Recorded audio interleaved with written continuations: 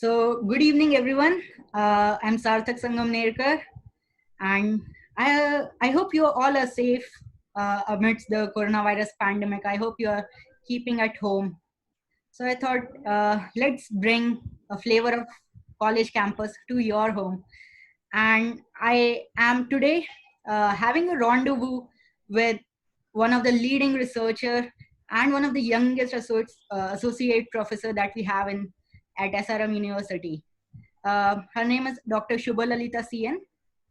I'm really pleased and gratified that you accepted the invitation to have this conversation this evening, ma'am. Would you like to have some? Uh,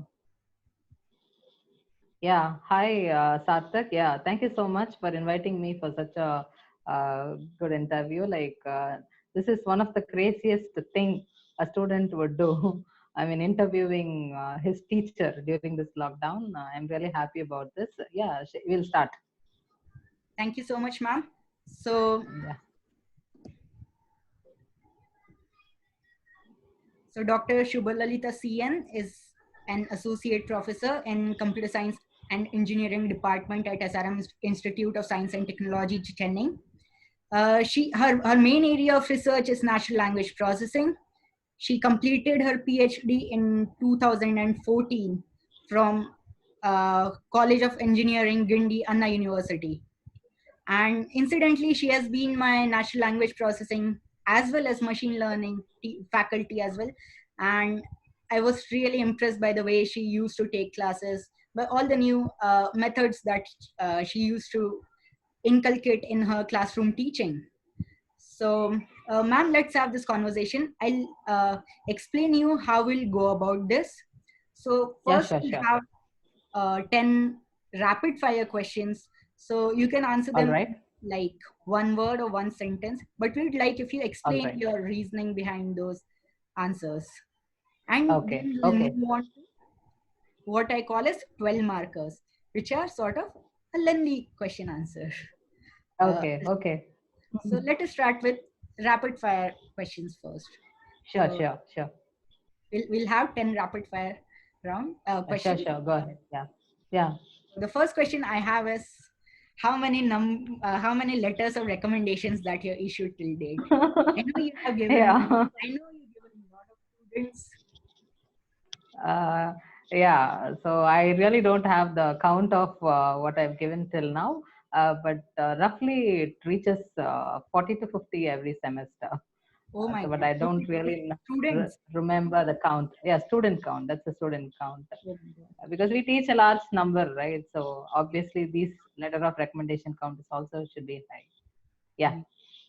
So I mean, this is amazing because 40 to 50 students on an average of 6 to 7 universities. That's almost like uh 240 to Uh, 250 LOAs per semester. That's a lot of LOAs that you issue. That's No, amazing. and I feel that's my duty as well. Not only me, I think all the teachers of our university are doing the same. I believe that. Really great. Really great. Yeah, thank you. Thank you. Yeah, Let's move on to the second question. all right. So one question that really bothers the layman, I must say, that can artificial intelligence destroy humanity? Does it have some robotic powers? Mm, I'm not sure about destroying humanity, but it has definitely destroyed intelligence. so, so, yeah, so it's definitely destroying our intelligence. We have started not believing ourselves. Like, think of you typing an MS Word. You don't believe in your spelling knowledge, right? We start believing in MS Word. So from that, that's where I think the problem starts, and we need not even think of. I mean, if the problem for an engineering student or even for a professor is there for typing in MS Word, then think of a layman. It's definitely destroying intelligence. But regarding destroying humanity, I think it depends on how, in what level of control we have on it. So that's what I think about this question.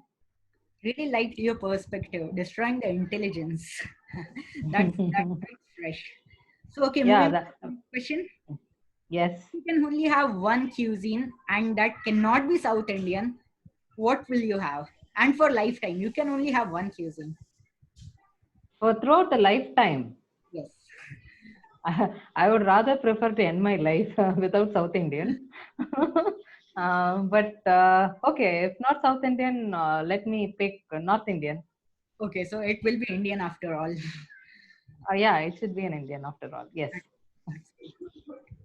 So, would you prefer to invigilate in like two back-to-back 3-hour exams, or you will grade papers for 3 hours? I really hate either of them. So I don't like actually invigilating or grading papers. I like only taking classes or researching. That's fine with me. I really hate both of them. But comparing the two, I think grading paper is better.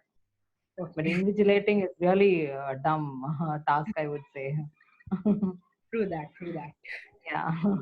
Standing, I mean, with mouth shut for 3 hours, I really take it as a hard punishment for me. So I would choose grading paper. Yeah, so So, that's okay, better. on to the next question. Who inspires you?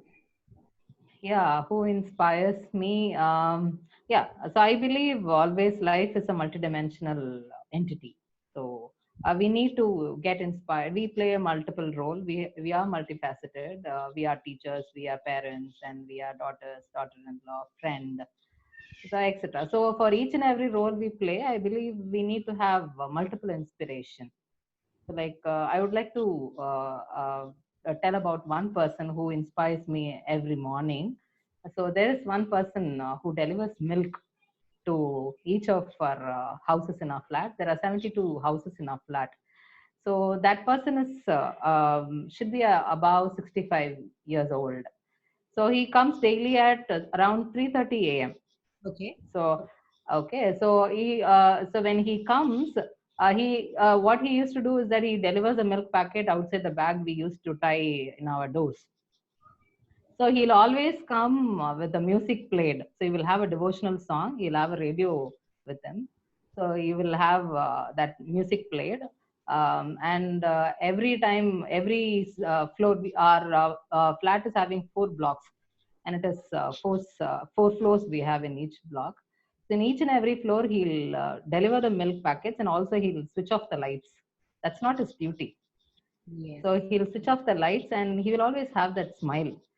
So and he will enjoy that thing. So when the so he could easily grab the negativity, and he could easily fret and fume because the whole world is sleeping, right, and he's working, right. But I've always seen him like when I start to work at around, I leave home normally at 6:50 a.m. So that time I've seen him driving a scooty, finishing his job. That time also he will always have that smile. So he's enjoying this duty. So you should in when I started when I joined this RM, like I was like fretting and fuming about me cooking early morning. So after seeing him, I thought like, why should I not also be happy? So each and every person in our life we meet, they inspire us. I get inspired from all possible positive people around me, from students, my kid, or my friends, or my family members.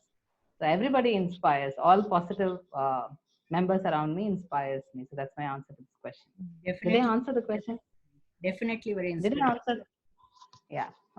So Yes. I Thank would you. like to take this opportunity to thank not only your milkman, but every milkman who is delivering milk in Yes, yes, yes, definitely. Yes, all definitely. the healthcare And work. he's working still for during this lockdown. He's also working for us, right? And he's taking that biggest risk of his life and still continuing. He's not highly paid, but still he's doing his job perfectly and happily also. So I learn from that. Like likewise, I pick up inspiration from everybody.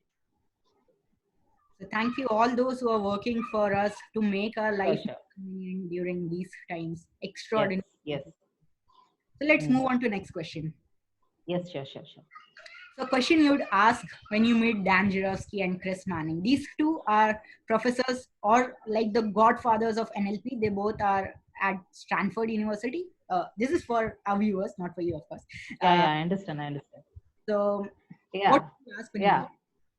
So I personally like them a lot. I've inspired a lot from both of them. So like you would have also watched me mentioning their names frequently when I take classes, right? As I almost copy paste their way of teaching, and for NLP, I mean. Listening to both I like, but Dan Charovsky I like a little more than Chris Manning, Dr. Chris Manning. So if at all I happen to meet them, so one question I would ask them is like, please tell me honestly if it's really worth the time working on text generation, especially when it is on creative text. That's my question, because I know they are working on story generation, and I don't know like if a computer can generate a story with such creativity a human can create. I still doubt on that.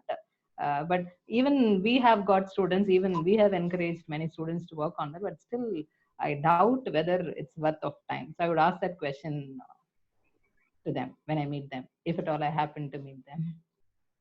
So let's post this clipping to Dr. Dan Jarowski and see answer on Yeah. Twitter. Let's see. Yes, yes. Moving on to next question. Sure, Have you sure. lost temper in a classroom? I don't think so. I have not lost temper because I've made it as a rule not to lose temper in the workplace. I think so. But have I lost temper? Do you remember? Would have been surprised if you would have answered this question in affirmative. I have never seen you anywhere close to Uh, losing temper ever. Honestly. yeah. So I have not lost temper in classroom in the past 5 years. So, like what is your cliched line? Every teacher has a cliched line. Do you have a cliched line which you repeat often in your classroom? That you should tell me, but I don't remember. Please listen. Is that my cliche line? I don't know. What is my cliche line? I would ask this question to you again. I don't remember one particular line really. One There, particular there line. must be. There must be. Every teacher has one line. I don't know. Like you got it, or You I frequently got use the it. word. You got it. Yeah, you got it. Yeah, that I used to That use rang a bell. frequently. You got it means like it's your lecture. Ah, yeah, yeah, yeah. Moving on to the next question. Yes. Your most satisfactory teaching moment. I'm still waiting for that. I'm still waiting for such a moment because the teacher should not get satisfied so easily, because the question is most satisfactory teaching moment. So I'm still waiting because maybe before my last lecture. Um, so I would get that most satisfactory, but I get satisfied, but I've not got most satisfied. So we'll get back to you on your retirement day and ask this question. Yeah, yeah, yeah, sure. So Then next, I'll answer this question on my last day. Yeah. one adjective you would like to be remembered as a professor.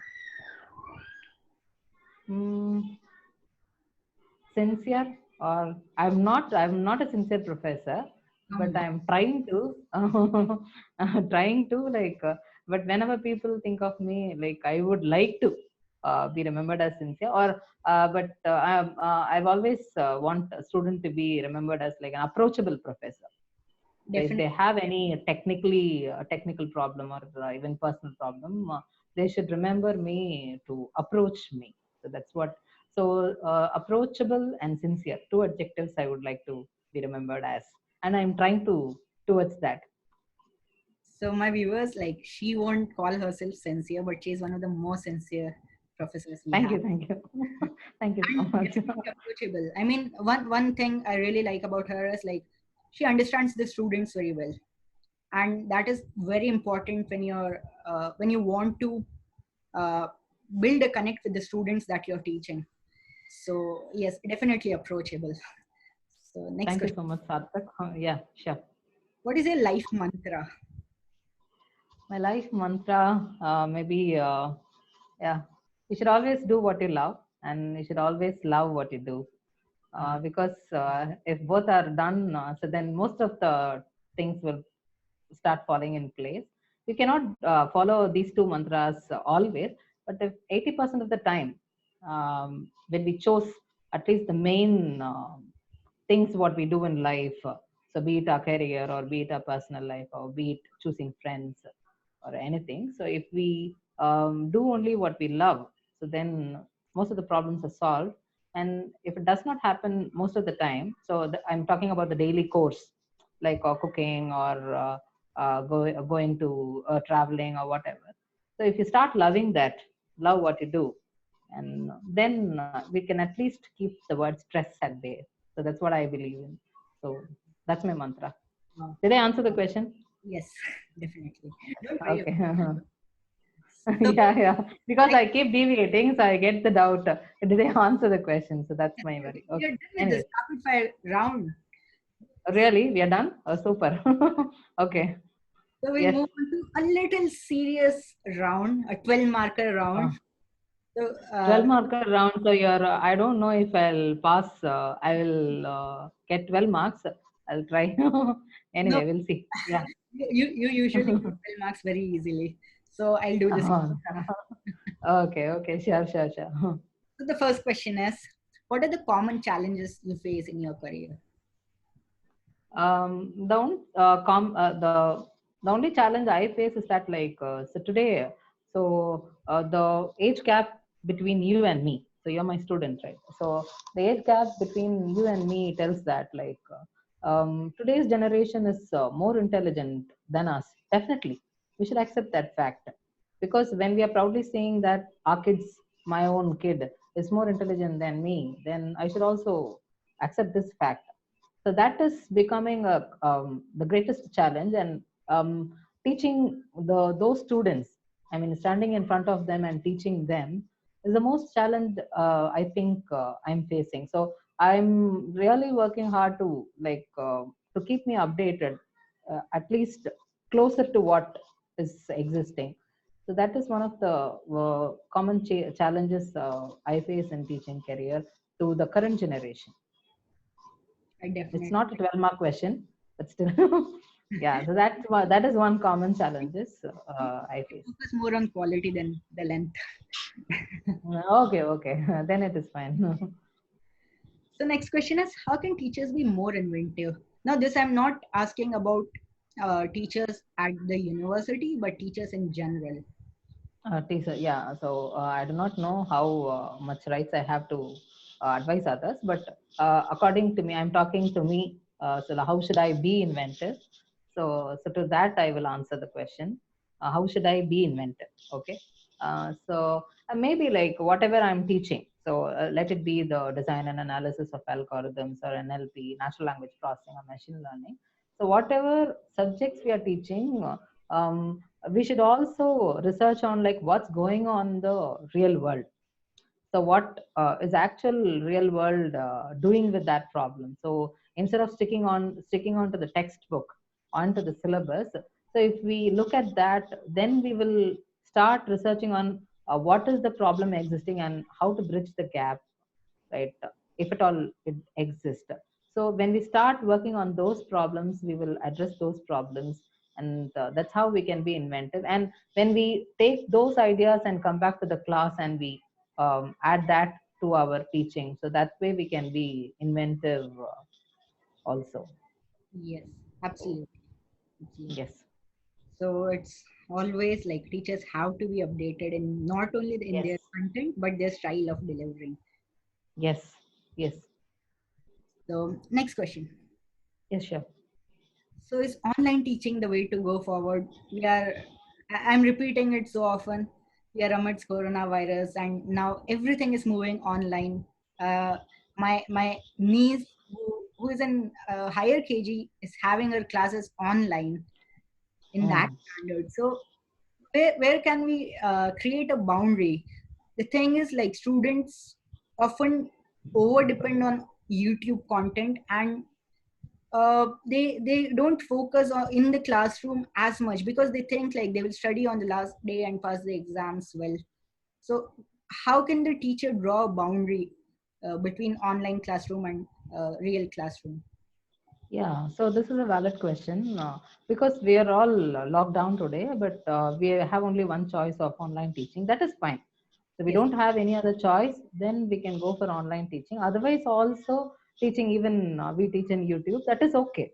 that is okay to teach, but still, even you guys have I mean, your friends, when I come to class for machine learning class, they would say like, anyway, you have a channel, and we will see your lectures, like we will cancel the class. So they do, because they are not in the mood to listen the class.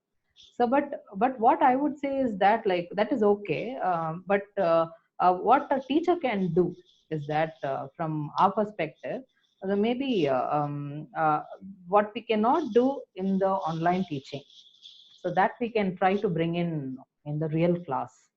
So like maybe we can have a interactive sessions, or we can have a lively question answering system, or we can have brainstorming sessions. We can pull in more project ideas or something like that, which that can definitely not happen in a virtual classroom or online classroom, that we cannot definitely do on YouTube. So, but otherwise, online teaching really, that is really good, because listening to Chris Manning or Dan Jurafsky or Andrew Ng is not possible, right? So that is actually a boon. But coming to the I mean, real class, to overcome that, to overcome the students getting so addicted to online teaching. So whatever cannot be done there should be brought into the real class, so that the students will also find so interesting, and they will also feel like listening in the class. That's what I feel. That's what how that that's how a teacher can balance the both. Correct. I feel online teaching has been the best thing that has happened with the internet, no doubt. And Yes, yes. we'll move forward to a stage where the teachers Mm, won't be delivering the lecture content in classroom anymore, mm, because everything is online, and students will not be very interested to listen, and it's not their fault, it's human nature. So we'll move towards more interactive classes, mm. as you suggested, and I think that's not bad at all, because someone who has doubt can anyway ask the questions to the teachers in the classroom or online. So so I think it's a good thing to happen, isn't it? Yes, yes, yes. So let's move on to the next question. Yeah, sure, sure, sure. How can students become more employable? We are seeing engineering undergraduates uh, not being technically as skilled as a company expects them to be. So what should they Mm. do during their undergraduate course so that they can be Yeah, so I think most of our students are capable, that you know already, right? So they are capable, but still, I think when they are studying the subjects, like they are looking at differently. The subjects are different, and what their destination, their that is different. They're not finding the connect between each and every course. I always tell them, like when I go and teach design and analysis of algorithms, they do not have the connect between some students. Sometimes they do not have the connect between the data structure and the design and analysis of algorithm. They lose that connect, and they don't remember the connect. And when they come to machine learning, there is still a connect between data structures and design and analysis of algorithm, and then machine learning. There is a connect, but students are missing the connect, and they should not see theory subjects as theory. So like they should be more practical, and they should be innovative, and they should also understand what is the demand in the industry. So if they are all, if they are able to connect all these dots, then I feel they'll be ready to be employable once they are done with their degree. definitely. And SRM has taken some really Yes. Oh steps yeah. towards this problem, um, Yes, yes, with with the Department of Computer Science or the School of Computing as a whole. The yes, yes, level of questions that the students are being exposed to, especially when it comes to practical labs, is yes, amazing. yes, Those are hacker rank, hacker earth level questions, and yes, easy, yes. difficult questions, so that Hmm. students, those who are sitting for technical interview, do not find it very strange. Like, they feel comfortable. So that's one really good step that SRM has taken. Yeah, yeah, definitely, definitely. Yeah, there are ELAB questions for each and every course. Like they are attacking around 300 questions per semester. That really covers the entire dimension of the subject, right? In all perspective, from industry perspective. That's really good. Yeah. Definitely. So let's move on to the next question. Yeah, And sure. this is a question pertaining specifically to this generation and to these times, where anything and everything is tending to make the current students very anxious and affecting their mental health. We never heard of this term so often in the past, mental health. So Mm. how can students remain mentally healthy, or do you think it's just uh, an excuse to run away from difficult situations? So I don't think so. They're not escaping, trying to. They're actually suffering. I've seen so many students. Like you are in our panel project, final year project, right? I was so surprised. Like most of the students came up with the idea of like depression analysis. So we used to call it a sentimental analysis, and they found what a subset into that, and they want to analyze depression. They want to analyze the tweets and detect how depressed a student is like.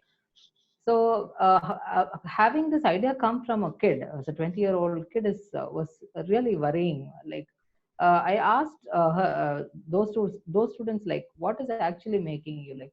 They said like most of the population around us are depressed. So I don't know like what is actually. I feel this generation is low. So like they are very closed minded. Like in the sense they're not telling out their problems very easily. So instead of we telling us like we used to counsel students. Like we know like because we are in connect with parents, right? So they used to. I don't want to reveal the student's name. Like once a parent called me, right? A parent, so we are faculty advisors. So a parent called me and like he said like he does not even know what his son is mm, doing. Like he's not aware of the grades, right? He's not aware because he's not telling what he can do. Like he's a doctor, and his wife is a scientist, and he says like somehow can you help me out to know like what is actually doing. So like that is one of the most painful moment for a parent. Like because like why at all people I mean a child would do to his parent. Like when I called him, he's asked, he's fine. He's doing his duty fine. He's studying well and he got good grades and he's doing his internship. But where lies the problem? Why is he not open to his parents? Why is he not talking well to his parents or to the teachers? Like that is the biggest problem. You should believe in your elders or friends or whatever. When you have some problem, you should be open. You should open up to your friends at least, or to your teachers, or to your elders and the family members. That is where the current generation is lacking. They are so intelligent, they're excelling so well, but they are so depressed easily. So that is the biggest worry. Maybe they should face failures. They should be trained to face failures from the from since their childhood. They should be trained to face failures. But I think we parents are also not um, taking that step to train them towards failures. We always want success out of them, and that's why kids are also wanting always success, and they're not ready to take up the failures. So if they are trained that way, then they can be mentally healthy. So that's my viewpoint. Yes, definitely. So students who feel they are mentally anxious should talk, Mm. not Should talk. to their closest friends. Definitely do not take any advice blindly, because they are our friends of all kinds. But talk to Yes. trusted adults, teachers, supervisors, faculty advisors, therapists, etc. Yes. So, Sure. Sure. Yeah. and we'll move on to the last question. Yeah. We have come to the last question. Yes. So how can we spend our coronavirus holidays productively? Uh, to be honest, we are not on holiday. We are working. Yeah. For students. For those who are on holidays, like maybe you can have a introspection. Introspection is nice. Like you can understand yourself. This is the moment to do that. what you like, what you don't like. So how can you align yourself towards your goals, and what are the characters you can get rid of, or what are the characters you can proceed. You can have a great introspection, and apart from the introspection, you have your family with you. So this is the time everybody are with their family, right? Mostly, most of us are with our family. That does not always happen. So, so we can also spend our time with our family members. Like we can do creative things. We can tap what we have not done. What is our tap a potential in a more productive way. So maybe we can try singing, or we can try dancing. What we have not tried, so we can do those creative things, and we can be productive that way. Definitely. So that was the last question. Thank And you. I had a really informative time uh, during this Really? a lot of things. Oh, thank you. How was your experience? Okay. Yeah, so this is my first interview, but yeah, but what I thought, like when you asked me this, like why he's so crazy, like no, not a single student would have thought to interview his teacher during his holidays, like your time to spend on Netflix and Amazon, you've thought of spending with us. This is really this should be appreciated, and I know about you, like. So he has introduced me, but I should also tell about him. He's one of the most humble students in our class, and he's so intelligent also. And he's got admitted in University of Toronto. So he's very intelligent, hardworking, and he respects teachers a lot. And I like all my students. That I cannot, yeah. But really, it's a good thing that you took this initiative, and I wish you all the best, Sarthak, for Thank all your future you. endeavors. Yeah, thank you so much. Yes. Um, How thank was yeah you? How I have a question for you. So was this interview helpful? It was definitely, see, this interview. No, no, Uh, no, no. That I was just kidding. That was not my question. I was just kidding. You will say it was helpful only. I yes, was kidding. I did not ask this question. So like no, I was like no, no, no, no. I was about to ask. Can you tell me what 5 positive things you observed during your college days? 5 positive things during college days. Number one is definitely that we have that flexible system that we had. I don't think we have it now. Yeah. We were able to decide what we want to actually do ahead in life. Like we did not have a fixed curriculum. Okay, you see a cohort system. 60 people are studying the same subjects under the same faculty. So it's a copycat system. I feel like everyone should have their choices. Own They preference. can Yes. uh, like what they want to study, which teacher they want to take. That is number one. Number two is definitely the exposure. I mean, we had people from all parts of the world, not just country. So we got to learn about different kinds of people, their cultures, and this will be very helpful when we move forward in our careers as well. Number three, Mm.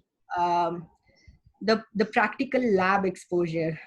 The e-lab has been one of the greatest thing that has happened with SRM, uh, Yes. especially in the School of Computing, because if we would have remained with those 12 conventional lab writing in the notebook kind of question answer format, I don't think we would have been anywhere closer to the placement numbers that Mm. SRM generates every year. And it's not only about placement, but even logic building comes with solving those questions. Mm. Uh, Number four, definitely some faculties are really amazing, including you, of course. Uh, no, Thank you. Apart Mm. from you, I have had the privilege of studying under some other faculties as well. It would be unfair to name one or two. Um, Mm. Number five, and which is like really, really close to my heart, is that I got to make friends not only with my batchmates, with my seniors as well, with my juniors as well, and with faculties as well. And the open-mindedness of everyone whom I met in my 4 years of study there has been amazing. Like, I never had a lonely moment in SRM, which often people in universities do face. So the campus is always buzzing, it's electric. And I think those are the top 5 things I like. And to the previous question, I mean, the interview was helpful. This interview was Oh will no, I was kidding. I was YouTube. kidding, Sarthak. Okay, okay, you go ahead. Um, it's not meant for generating views, or it's not the typical YouTube content that we see, but it will be a memory Yes, nonetheless. yes. And I think that's the most important part of this whole video. Yeah, yes. Thank you so Thank much, you. Sarthak. Thank you so much for Yes, sparing time. I had a yeah, lovely you too. evening. I hope we'll do these kind of sessions again in the future as well. Yeah, when you reach Toronto, after you reach Toronto, we'll do this again and we'll share your views there. Sure, sure. Thanks a lot, ma'am. Bye bye. Thank you. Thank you. Bye.